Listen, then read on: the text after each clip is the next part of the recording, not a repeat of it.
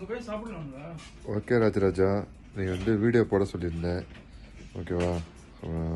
காலையில் என்ன பிஸியாக இருந்தேன், இது ஒரு ப்ரோக்ராமில் வர இருந்தேன். சரி, இப்போ தான் வந்தேன், டியூட்டி முடிச்சுட்டு வந்தேன். அதாவது குழந்தைங்க வளர்க்குறத பற்றி கேட்டிருந்தேன். நம்ம என்ன பண்ணலாம், என்ன பண்ணக்கூடாதா அப்படின்னு சொல்லிட்டு நான் அது சின்ன ஸ்டோரியாகவே சொல்லிடுறேன். ஒரு குழந்தை வந்து, அப்பா நீ என்ன ரொம்ப எல்லா இடத்துக்கும் அது பண்ணு இது பண்ணுன்னு ஏதாவது சொல்லிக்கிட்டே இருக்கப்பா, என்னை ஏப்பா ஃப்ரீயாக விட மாட்டேங்கிறேன்னு சொல்லி அந்த குழந்தை வந்து அவங்கள வந்து கேட்டிருக்கு. அப்போ அப்பா சொல்லியிருக்கிறாரு, அப்பா அம்மா கண்ட்ரோலில் இருந்தால் தான்ப்பா வந்து நம்ம வந்து நல்லபடியாக வளரலாம் அப்படின்றது அந்த குழந்தைக்கு வந்து புரியல. இது எப்படி இந்த என்ன சொல்கிறார் அப்பான்னு சொல்லிட்டு ஒரு நாள் என்ன பண்ணிட்டாரு, அந்த குழந்தைய அழைச்சிட்டு பீச்சுக்கு போயிருக்காரு. பீச்சுக்கு போய் ஒரு பட்டத்தை கையில் வாங்கி கொடுத்து அதை ரோப்பை கட்டி விட பறக்க விட சொல்லியிருக்கிறாரு. பறக்க விட்டுட்டு இருக்கும்போது நல்லா மேலே பறந்துருக்கு. நல்லா ஹைட்டாக எவ்வளோ ஹைட்டு பறக்க முடியுமோ அவ்வளோ ஹைட்டு பறந்துருக்கு. அதை இழுத்து இழுத்து ஓரளவு நல்லா லெவல் மேலே ஏற்றி கொண்டு போயிட்டாங்க.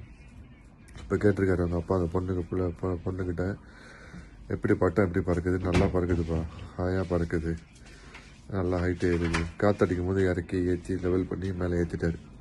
அப்போ என்ன வச்சுருக்கா, ஒரு சீசர் எடுத்து அந்த நூலை கட் பண்ணிட்டார். கட் பண்ணிட்டோன்னே இப்போ என்ன ஆச்சுன்னு கிடையாது, பட்டம் பறந்து போய் கடைசியில் எங்கே போச்சுன்னு கிழிஞ்சி கடலில் போய் விழுந்துருச்சு. இப்போ கேட்டார், இப்போ என்ன பாச்சு பட்டம்? என்னப்பா நீ கட் பண்ணிட்டீங்க, எங்கே போய் காணா போயிடுச்சு, மிஸ் ஆகிடுச்சுப்பா, டேமேஜ் ஆகிடுச்சின்னு. அப்பா சொல்லியிருக்காரு அவங்க அப்பா அந்த பொண்ணுகிட்ட, இந்த மாதிரி தான்ப்பா நம்ம வந்து ஒருத்தன் கண்ட்ரோலில், அப்பா அம்மாங்கிற கண்ட்ரோலில் இருக்கிற வரைக்கும் தான் நமக்கு வந்து உன்னை வந்து எப்படி எங்கே டைட் பண்ணணும், உன்னை எங்கே லூஸ் பண்ணணும், உனக்கு எது நல்லது கெட்டது எங்களுக்கு தெரியும். உன்னோட இஷ்டத்துக்கு ஃப்ரீ பண்ணி உன்னை கட் பண்ணி விட்டுட்டாக்கா நீ லைஃப்பில் இப்படி தான் டேமேஜ் ஆகி நீ கீழே விழுவேன். அப்போ உன்னோட முடிவை நீ தான் எடுக்கிற மாதிரி இருக்கும். அந்த மெச்சூரிட்டி உனக்கு இப்போ வராது. அது உனக்கு மேரேஜ் ஆகி உனக்கு ஒரு குழந்தை பிறந்து அந்த குழந்தை பெருசாகும் போது தான் உனக்கு மெச்சூர் வரும்.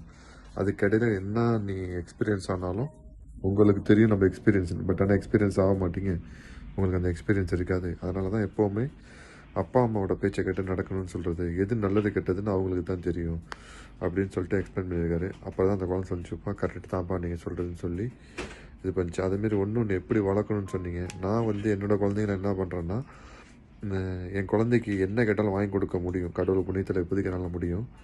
ஒரு சைக்கிளே கேட்டாலும் சரி, பெரிய குழந்தையாலும் சின்ன குழந்தையாலும் சரி, அப்படியா கொஞ்சம் டைட்டாக இருக்குமா, ஒரு 2 மந்த்து போட்டோம், ஒரு 1 மந்த்து போட்டோம், அட்லீஸ்ட் ஒரு 15 டேவாவது கழிச்சு தான் நான் அதை வாங்கி கொடுப்பேன்.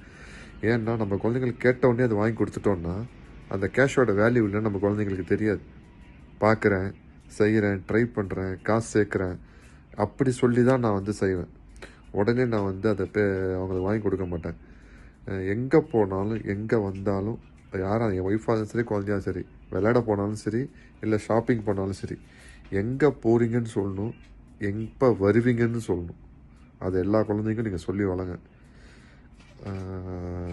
நம்ம ஃப்ரெண்ட்ஸுக்கும் சொல்கிறேன், எல்லாருக்கும் சொல்கிறேன். ராஜராஜன் கேட்டிருந்தான் வீடியோ போட சொல்லி, இந்த வீடியோ போடுறேன். இதில் ஏதாவது குறை இருந்தால் பார்த்துட்டு சொல்லுங்கள் என்ன அப்படின்னு சொல்லிட்டு.